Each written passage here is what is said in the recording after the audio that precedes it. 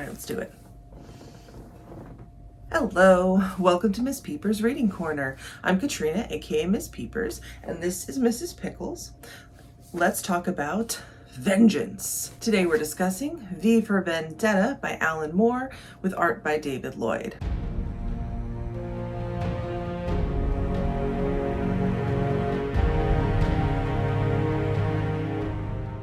This intense graphic novel follows a mysterious man who only goes by the name V. He wears a Guy Fawkes mask, which looks like this, so no one knows his true identity. He commits various acts of terrorism to fight against a fascist government. This is an alternate history in which Britain has turned fully towards fascism. At the beginning of the book, V rescues a woman named Evie from corrupt and violent police officers, and then gradually breaks down her naivete to turn her into a revolutionary. Why was this book banned? Well, there's a lot of violence in it. I'm not going to pretend there isn't.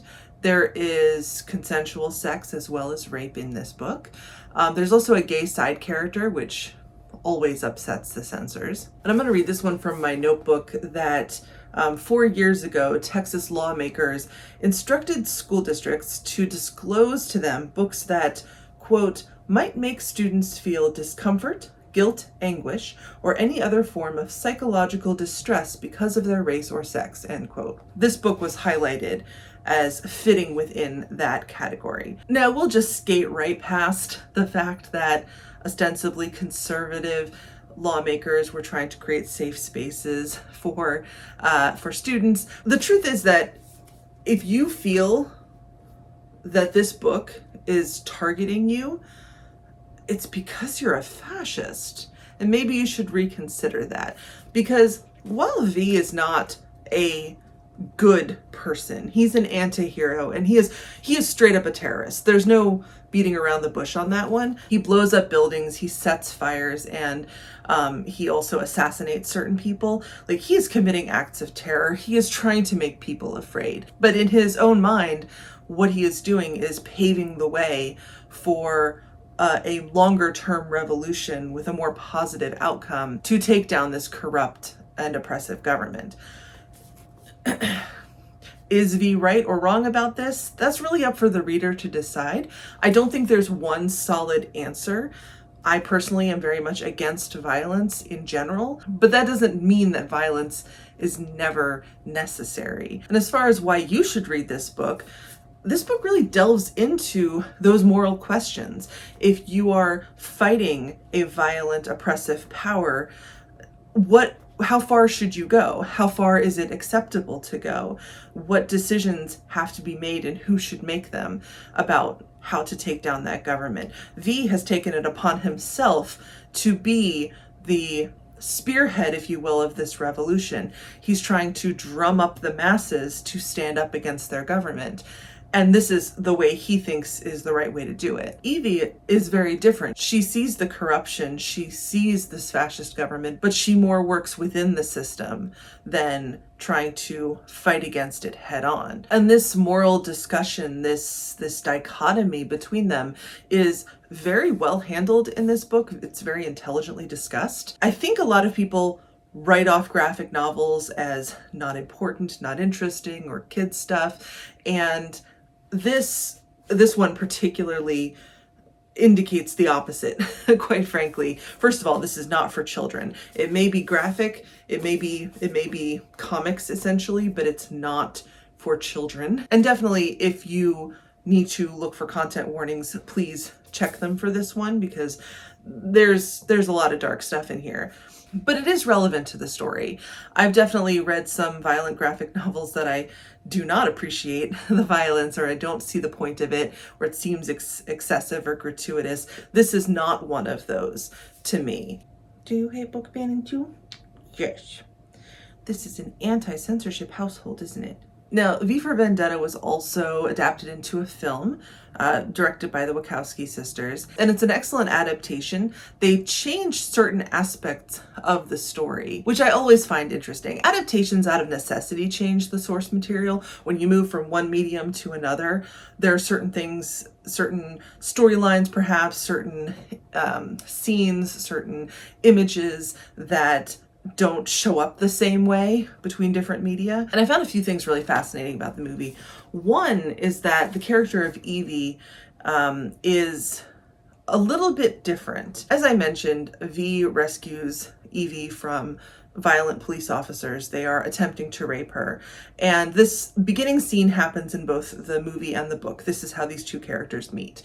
But the circumstances that bring Evie to that situation are different. In the book, she is in need of money, and so she has gone out on the streets to prostitute herself, and the person that she approaches turns out to be a cop who wants to take advantage of this situation, and she's in danger. In the movie, she is going to visit the home of a male coworker with the intent to have sex with him because she thinks that that is expected, and the police stop her because it's after curfew. It's a different scenario, and it puts Evie, I think, in a different light for the reader versus the viewer. It shouldn't, but there's that moral aspect of it, of Evie choosing to go on the streets versus Evie feeling that she has to give her body to someone.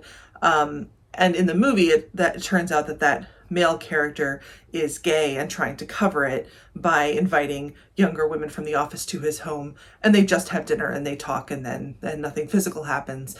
But the implication is that it could, or sometimes it does, but it never does because he's gay, he's not interested. So he's hiding his queerness because that is outlawed by this fascist government. There's an aspect of that in the graphic novel as well, but it's not nearly as central to the storyline, and that particular character in the movie is not in the book. In the movie too, I think that V is a little bit more romanticized than in the graphic novel, and maybe that was just my perception as a viewer.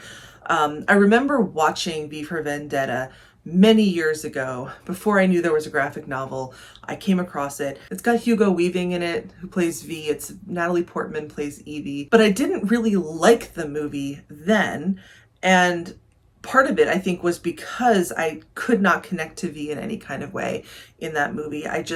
There's so much violence in it. There's so much, I didn't quite get it, if that makes sense. And when I watched it again after reading the graphic novel, one thing that I realized is that the relationship between V and Evie veers into the romantic. And it does not do that here. They love each other, but more in a platonic sense.